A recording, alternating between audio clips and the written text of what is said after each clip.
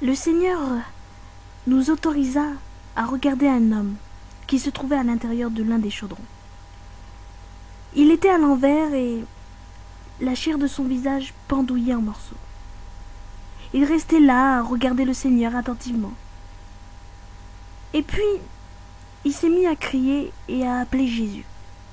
Il a dit « Seigneur, aie pitié! Seigneur, donne-moi une chance! Seigneur, sors-moi de cet endroit !» Mais le Seigneur Jésus ne voulait pas le regarder. Il lui a simplement tourné le dos. Lorsque Jésus a fait cela, l'homme a commencé à le maudire et à blasphémer son nom.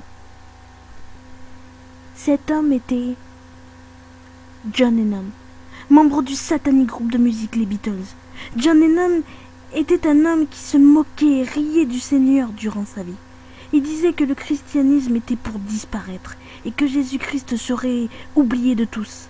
Cependant, cet homme est aujourd'hui en enfer et Jésus-Christ est vivant. Le christianisme n'a pas disparu non plus.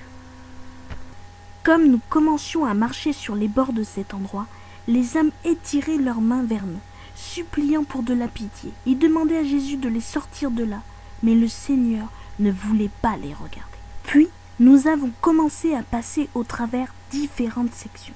Nous sommes venus dans la section la plus terrible de l'enfer, là où se trouvent les pires tourments, le centre de l'enfer.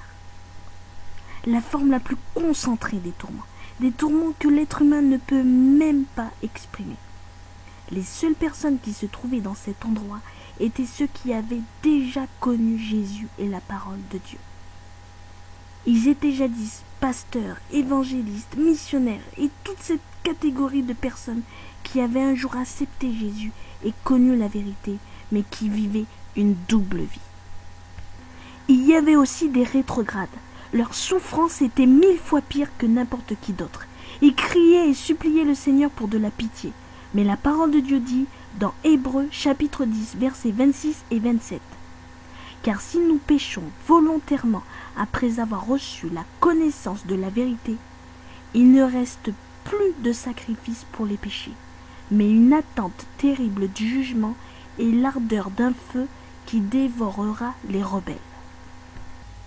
Ces gens étaient là, car bien qu'ils prêchaient, jeûnaient, chantaient et élevaient leurs mains dans l'église, il en était tout autrement dans la rue et à la maison. Ils étaient adultères, fornicateurs, menteurs et voleurs. Nous ne pouvons pas mentir à Dieu. La Bible dit que l'on demandera beaucoup à celui à qui on a beaucoup donné. Et on exigera davantage de celui à qui l'on a beaucoup confié. Luc, chapitre 12, verset 48. Dieu nous a aussi autorisé à voir 2 femmes qui avaient un jour été des sœurs chrétiennes sur la terre, mais qui ne vivaient pas une vie juste devant le Seigneur. L'une disait à l'autre, « Sois maudite, misérable, c'est de ta faute si je suis dans cet endroit. Tu ne m'as pas prêché le saint évangile, et parce que tu ne m'as pas parlé à propos de la vérité, je suis maintenant ici en enfer. » Elles pouvaient se dire ces choses au milieu des flammes, et elles se détestaient l'une et l'autre, car il n'y a pas d'amour, de pitié et de pardon en enfer. Ils étaient des milliers d'âmes qui avaient connu la parole de Dieu, mais leur vie n'était pas propre devant la sainte présence du Seigneur. Vous ne pouvez pas jouer avec Dieu, ni avec les flammes de l'enfer non plus, s'est exclamé le Seigneur. Il nous a aussi dit, mes fils, toutes les souffrances qu'il y a sur la terre, concentrées en une seule place, ne sont rien. Rien comparé avec la souffrance qu'une personne éprouve en enfer. S'il n'en demeure pas moins que c'est atroce pour ceux qui souffrent le moins en enfer. Imaginez combien pire c'est pour ceux qui sont au centre de l'enfer, eux qui un jour ont connu la parole de Dieu mais qui ont marché éloignés d'elle. Puis le Seigneur nous a dit que nous pouvions jouer avec le feu sur la terre, mais jamais avec le feu en enfer. Nous continuons à marcher à travers différents endroits et le Seigneur nous a montré plusieurs personnes différentes. Nous pouvions voir que les gens subissaient approximativement 6 sortes de châtiments différents. Il y avait des âmes tourmentées par des démons avec toutes sortes de punitions. L'une de ces terribles punitions était leur propre conscience qui disait « Tu te rappelles lorsqu'il te prêchait, tu te souviens lorsque tu entendais la parole de Dieu et qu'il t'informait au sujet de l'enfer, tu riais à propos de cela. » Leur propre conscience les tourmentait, tout comme les vers qui traversaient leur corps et comme le feu qui les brûlait des milliers et des milliers de fois, plus que ce que nous connaissons sur la terre. C'est la récompense que le diable a pour tous ceux qui le cherchent et le suivent. La parole de Dieu dit, dans Apocalypse chapitre 21, verset 8, « Mais pour les lâches, les incrédules, les abominables, les meurtriers, les impudiques, les enchanteurs, les idolâtres et tous les menteurs, leur part sera dans l'étang ardent de feu et de soufre, ce qui est la seconde mort. » Ensuite, le Seigneur nous a montré un homme qui avait tué 6 personnes. Ces 6 personnes l'entouraient et lui criaient « C'est de ta faute si nous sommes ici, ta faute !» Le meurtrier tentait de boucher ses oreilles car il ne voulait pas les écouter. Mais il ne parvenait pas à ne pas les entendre, car en enfer, tous nos sens sont beaucoup plus sensibles. Les âmes dans ce lieu étaient tourmentées par une soif intolérable, et il n'était absolument pas possible de satisfaire cette soif, comme l'histoire de Lazare et de l'homme riche dans la Bible, Luc chapitre 16, verset 19. L'homme riche qui s'est retrouvé en enfer désirait seulement une petite goutte d'eau. La parole du Seigneur dit dans Ésaïe chapitre 34, verset 9, « Les tourments d'Édom seront changés en poix et sa poussière en soufre, et sa terre sera comme de la poix qui brûle. » Chaque âme était au milieu du feu. Les gens voyaient des mirages de rivières d'eau cristalline au milieu du feu. Mais lorsqu'ils essayaient de les atteindre, les rivières se transformaient en feu. Ils voyaient aussi des arbres remplis de fruits, duquel s'échappait de l'eau. Mais lorsqu'ils tentaient de les prendre, ils se brûlaient les mains et les démons les ridiculisaient. Puis Dieu nous a conduits vers un endroit bien pire que celui que nous venions de visiter. Nous avons vu le lac de feu et de soufre. Sur un côté de ce lac, il y en avait un plus petit. Dans le plus petit se trouvaient des millions et millions d'âmes qui pleuraient et imploraient la pitié du Seigneur.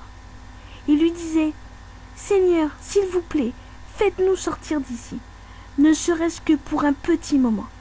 S'il vous plaît, donnez-moi la chance de sortir. » Cependant, le Seigneur ne pouvait rien faire pour eux, car leur jugement avait déjà eu lieu. Parmi ces millions et millions de personnes, le Seigneur nous a permis de se concentrer sur un homme qui avait la moitié de son corps submergé dans le lac de feu. Le Seigneur nous a laissé entendre et connaître ses pensées. Le nom de cet homme était Marc. Nous étions abasourdis par les paroles que cet homme se disait en lui-même. Nous avons appris une leçon éternelle en entendant ses pensées. Je donnerais n'importe quoi pour être à votre place maintenant. Je donnerais n'importe quoi pour revenir sur la terre seulement 1 minute. Je m'en ficherais d'être le plus misérable, le plus malade, le plus détesté ou l'homme le plus pauvre de la terre. Je donnerais n'importe quoi pour revenir seulement pour 1 minute sur la terre. Le Seigneur Jésus tenait ma main. Jésus a répliqué aux pensées de Marc en lui demandant « Marc, pourquoi voudrais-tu revenir sur la terre ne serait-ce que pour 1 minute ?» D'une voix sanglotante et tourmentée, il a répondu à Jésus. « Seigneur, je donnerais n'importe quoi pour revenir sur la terre 1 seule seconde, simplement pour me repentir et être sauvé. » Lorsque le Seigneur a entendu ce que Marc venait de dire, j'ai vu du sang qui provenait des blessures de Jésus et ses yeux étaient remplis de larmes. Puis il a dit « C'est trop tard pour toi, Marc. Les vers sont maintenant ton lit et ils sont ta couverture. » Ésaïe, chapitre 14, verset 11. Lorsque le Seigneur lui a dit ces mots, il a coulé dans le lac pour toujours.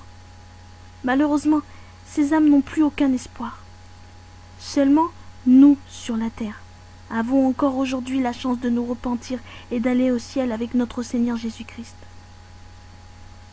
Je laisse maintenant ma sœur poursuivre ce témoignage. Merci.